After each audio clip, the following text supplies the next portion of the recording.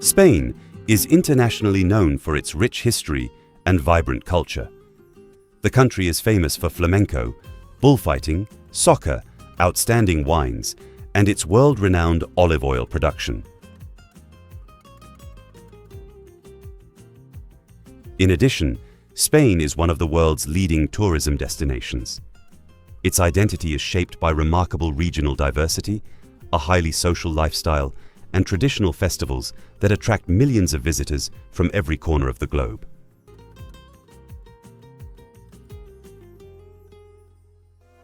Until the 1970s, Spain was still considered less developed than many countries in Western Europe. After the country returned to democracy and joined what was then the European Economic Community, now known as the European Union, Spain received massive investments in infrastructure, education, and industry. Within just a few decades, it transformed itself into one of the world's largest economies.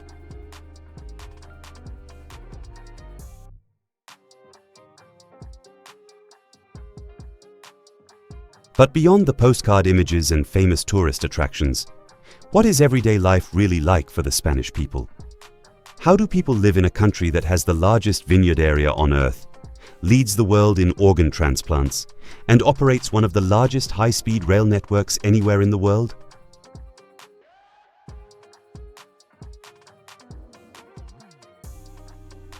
Before we begin, let me ask you something. Have you ever visited Spain, or would you like to someday?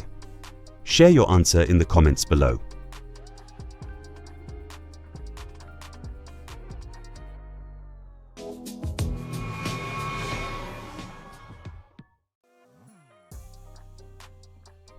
There is one characteristic that always stands out to me whenever I think about Spain: the remarkable ability Spaniards have developed to enjoy life without sacrificing productivity.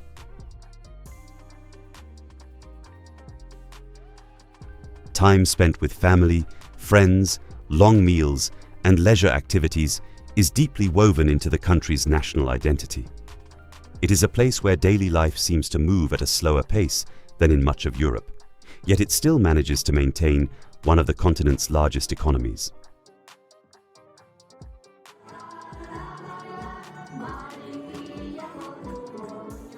Like many countries around the world, every region of Spain has its own accent, traditions, cuisine, local festivals, and even official languages, including Catalan, Galician, and Basque. Despite these cultural differences, people tend to feel a deep sense of belonging to the places where they were born. Spaniards are often extremely proud of their hometowns and regions, sometimes even more than of the country as a whole. The Spanish temperament is often described as warm, outgoing, and highly expressive.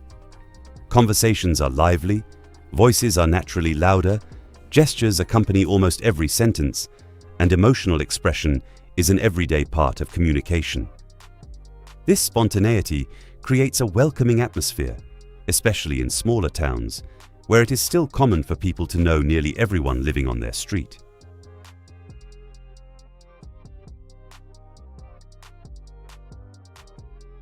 When it comes to quality of life, Spain consistently ranks among the highest-rated countries in the world. The Mediterranean climate across much of the country encourages outdoor activities throughout nearly the entire year. In addition, Spain has one of Europe's most respected public healthcare systems, providing universal healthcare to its citizens and legal residents. This contributes directly to the country's impressive life expectancy, which exceeds 83 years, making it one of the highest in the world. There may be a simple explanation for this remarkable longevity. Spaniards walk far more than the average population in many other countries. In virtually every city, excellent pedestrian infrastructure encourages walking as part of everyday life.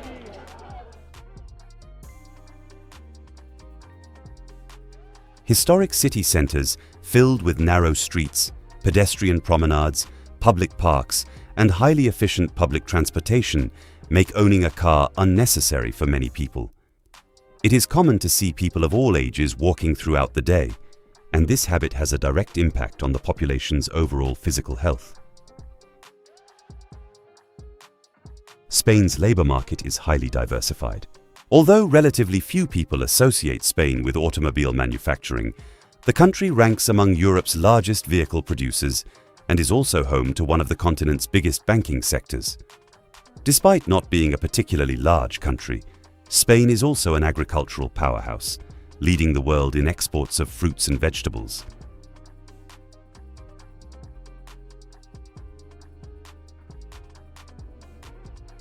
Spanish agriculture is especially impressive because cutting-edge farming techniques coexist alongside centuries-old traditions. Spain is one of the world's largest olive oil producers and is equally renowned for its wine industry. Some wineries have remained in the same families for hundreds of years, preserving traditions that have been passed down through generations.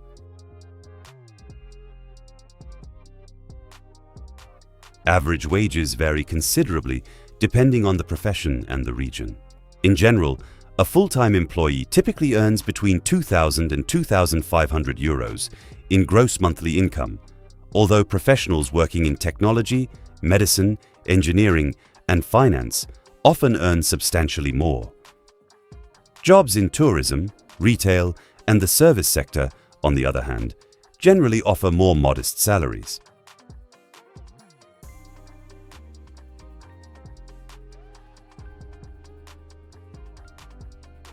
Speaking of tourism, the industry is responsible for a significant share of employment throughout the country.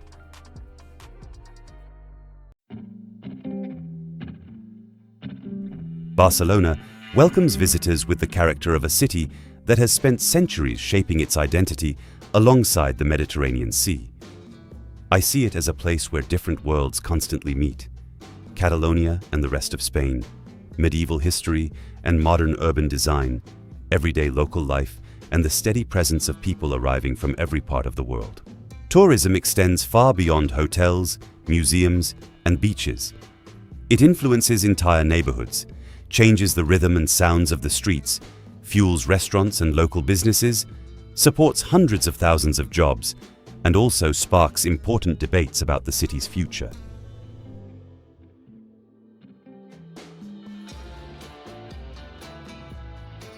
In 2025, Barcelona welcomed approximately 16 million visitors, while the combined total for the city and its surrounding metropolitan region reached about 26.1 million travelers. The direct economic impact generated by this tourism activity was estimated at more than 14 billion euros.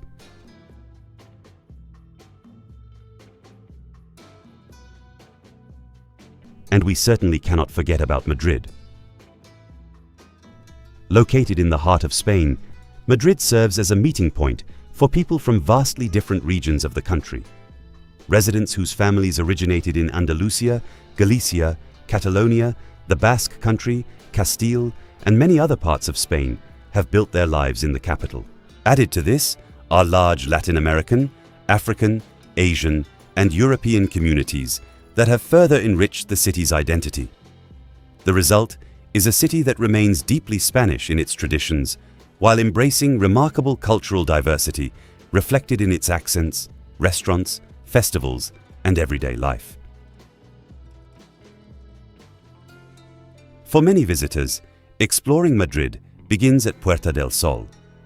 The square occupies a central place not only on the city's map, but also in its identity.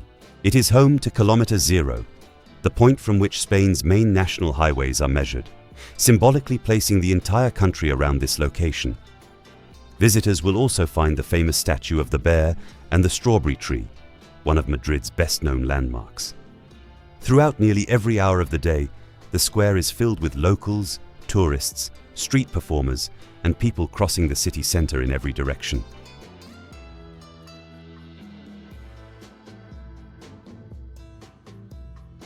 But Spain is not without its challenges. Unemployment remains one of the country's most significant issues. Historically, Spain has recorded unemployment rates higher than the European Union average, particularly among younger people. Many recent college graduates struggle to secure their first stable job, leading some to seek career opportunities elsewhere in Europe.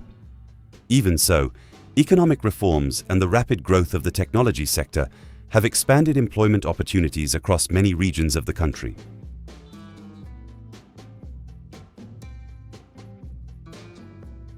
When it comes to public safety, Spain is considered one of the safest countries in Western Europe.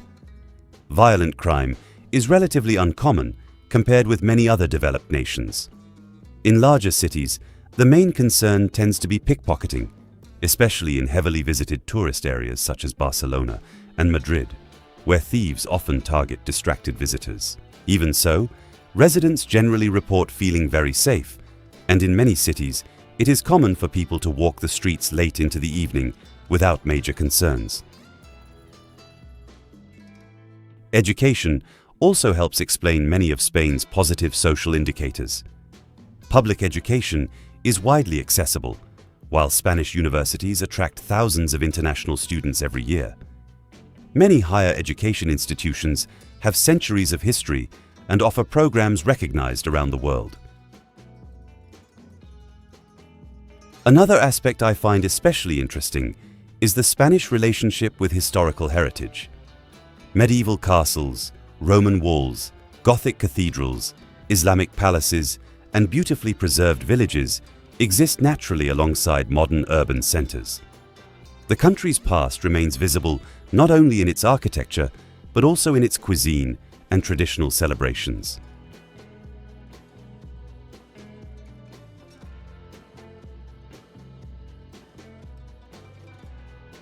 Family continues to play a central role in Spanish society. Many young adults live with their parents longer than is common in several other European countries, largely because of high housing costs and the challenges of achieving financial independence. Weekend family gatherings remain a cherished tradition, especially Sunday lunches shared across generations. Spaniards are also deeply passionate about sports. While soccer is practically a national religion, basketball, cycling, tennis, handball, and motorcycle racing also attract millions of enthusiastic fans. Sports clubs form an important part of local identity and bring together people of all ages.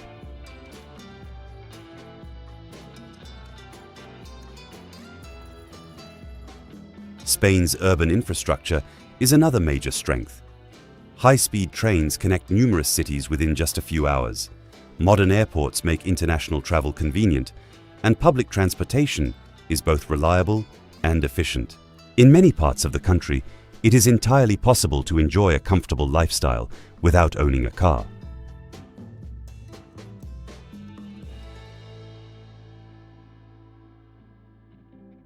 Seville also deserves a place on this list.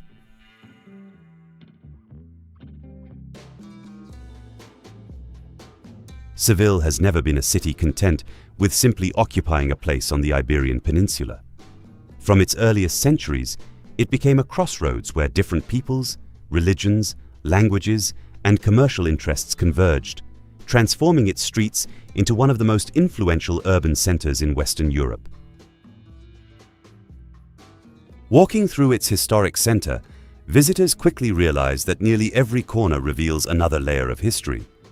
Romans, Visigoths, Muslims, and Christians all left lasting marks that were never erased by later generations. Instead, each civilization became part of the city's unique identity. Its location explains much of this importance. Situated along the Guadalquivir River, one of Spain's few navigable rivers, Seville has always maintained a direct connection to the Atlantic Ocean. For centuries, ships were able to sail upriver to its ports, allowing goods, people, and ideas to circulate continuously. This geographical advantage transformed Seville into a thriving commercial center long before the emergence of modern Spain, making it one of the principal economic engines of the Andalusia region.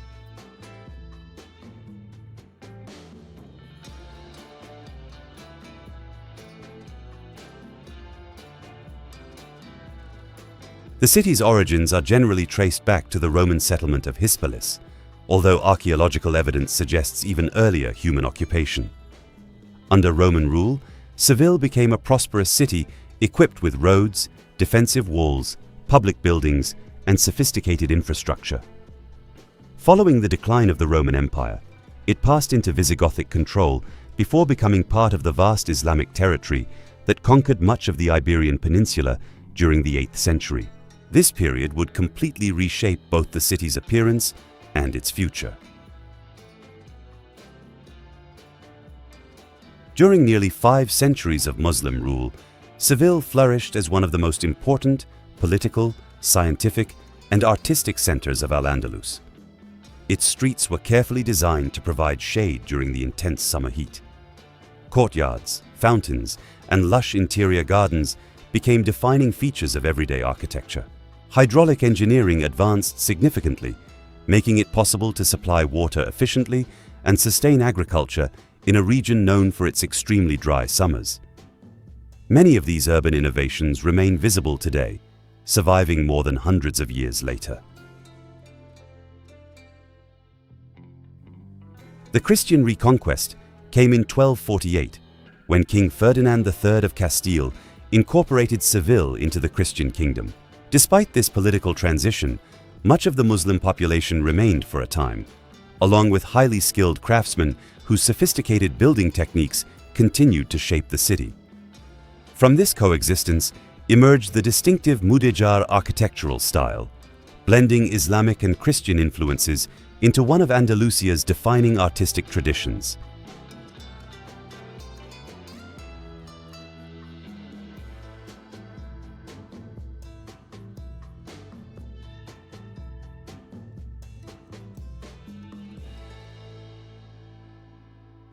Now, let's talk about a Spanish tradition that has long distinguished the country from much of the rest of the world: bullfighting.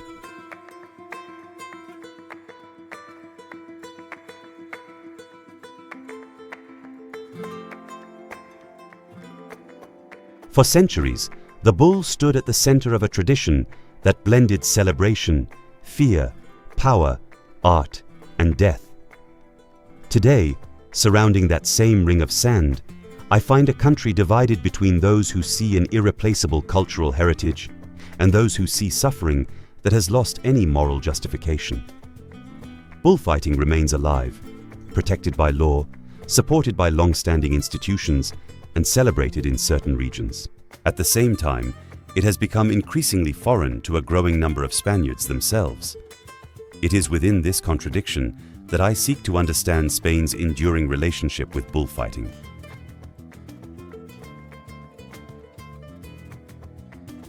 The origins of this connection are older than modern Spain itself.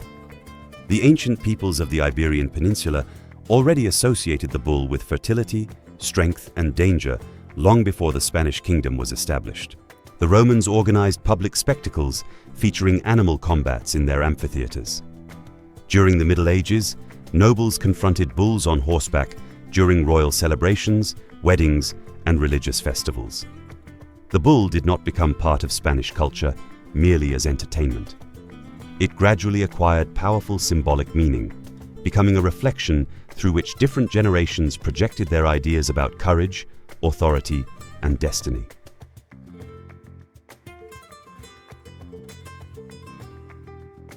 Throughout much of the last century, bullfighting occupied a far more prominent place in Spanish public life.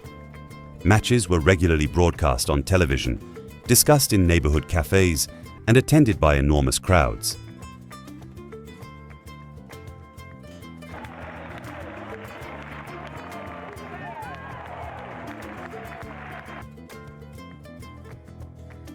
Over time, some regions attempted to reform the tradition. In the Balearic Islands, legislation approved in 2017 introduced rules that prohibited killing the bull inside the arena and restricted the use of weapons capable of injuring the animal.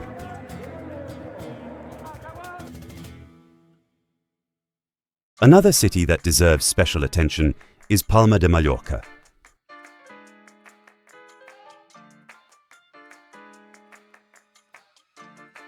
Palma de Mallorca occupies a truly unique position within Spain. As the capital of the Balearic Islands, it combines characteristics rarely found together elsewhere in the Mediterranean. While it is one of Europe's best-known tourist destinations, it also functions as a vibrant city throughout the entire year, with residential neighborhoods, universities, traditional markets, a busy commercial port, and a local population that preserves customs dating back long before the arrival of mass tourism. This combination gives Palma its own distinct identity. It is far more than a beautiful island destination. It is a place where centuries of conquest, maritime trade, and cultural exchange have left visible marks on nearly every street. Its location has always shaped its destiny. Positioned in the Western Mediterranean, Palma became a strategic stop for ships traveling between the Iberian Peninsula, southern France, Italy, and North Africa. Long before hotels and cruise ships transformed the island, Phoenician, Carthaginian, Roman, and Arab sailors were already taking advantage of this privileged location. Each civilization contributed something to the city's architecture, agriculture, urban landscape, and even its vocabulary. Walking through Palma's historic center is like traveling across more than 2,000 years of Mediterranean history.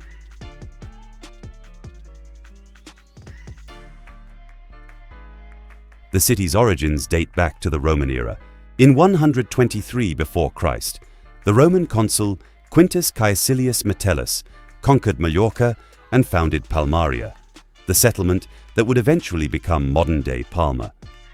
The Romans introduced roads, administrative systems, and an organized occupation of the territory. Following the collapse of the Roman Empire, various peoples controlled the island until, during the 10th century, Palma became firmly integrated into the Islamic world. Over the next approximately 300 years, the city underwent profound changes. Sophisticated irrigation systems, orchards, canals, and advanced agricultural techniques were developed, many of which continued to be used long after the Christian conquest.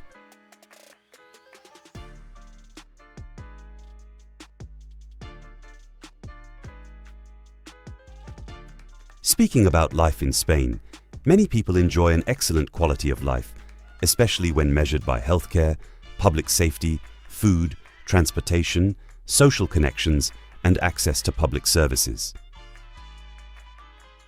Naturally, no country is without its challenges. The high cost of housing in major urban centers has become one of the biggest concerns for many residents. Rental prices have increased significantly in recent years, particularly in the country's most popular tourist destinations. In addition, Spain's aging population presents an important long-term challenge for both the pension system and the labor market. Living well in Spain also depends greatly on income, age, and location. Salaries are generally lower than those found in countries such as Germany, the Netherlands, or Switzerland. The average disposable household income is also below the average for many neighboring European nations. As a result, although daily life may offer comfort and excellent public services, purchasing power is not equally strong for everyone. Regional differences are equally significant. The Basque Country, Navarre, Madrid, and several northern regions typically offer stronger job markets and higher incomes. Andalusia, Extremadura, and parts of the Canary Islands continue to experience higher unemployment rates. On the other hand, smaller inland cities often provide more affordable housing, greater tranquility, and a stronger sense of safety, although they generally offer fewer employment opportunities and specialized services. Personally, I see Spain as a country where quality of life can be exceptional, provided a person has stable employment and secure housing. Its public services, climate, cuisine, social life, and overall safety create an outstanding foundation for a fulfilling lifestyle. The challenge arises when wages struggle to keep pace with rapidly increasing housing costs. It is entirely possible to live surrounded by beauty, history, and excellent public services while still feeling financial pressure at the end of every month.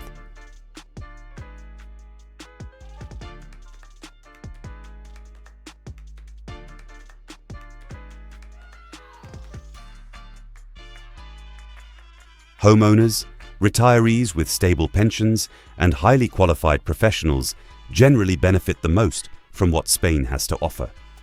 Young adults, renters, and lower-income workers often face a much tighter financial reality.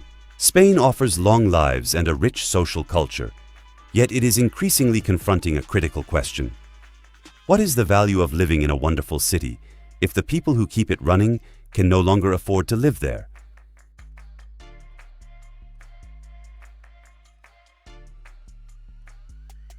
Even with these challenges, I continue to believe that Spain offers one of the best balances between work, healthcare, leisure, and social life found anywhere in the world today.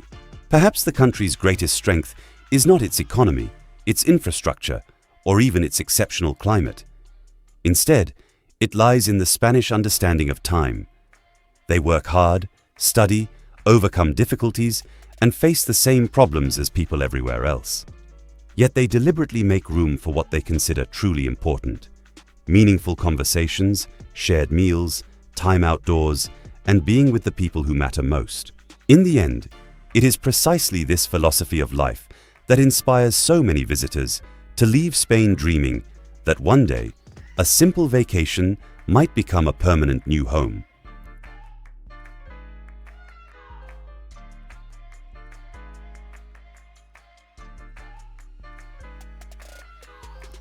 I hope you enjoyed discovering a side of Spain that goes far beyond the typical tourist experience. Up next, we'll have another documentary we think you'll enjoy.